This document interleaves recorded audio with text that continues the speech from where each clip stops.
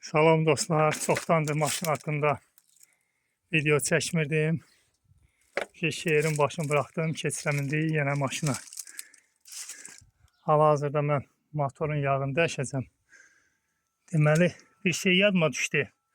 Yadınızdadsa videoların birində demişdim ki, maşını saxlayandan sonra maşında vızıltı səs gəlir.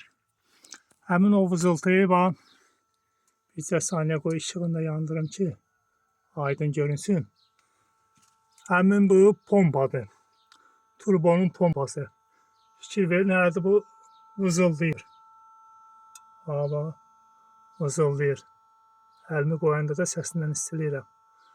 Bu o vaxta qədər fırlanacaq ki, turboda olan yağın, daha doğrusu istiliyin, temperaturun lazım olan temperatura salacaq. Ondan sonra dövrəni saxlayacaq. Yəni dediyim həmin o şey budur.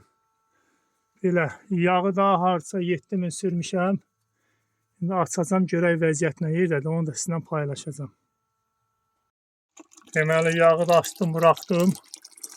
Amma yağ o qədər də qara deyil. Belə baxanda normaldır. Ola bilər telefonda qara görün. Amma yaxşı qalıb. Gedər. Yağlılığı da öz yerindədir.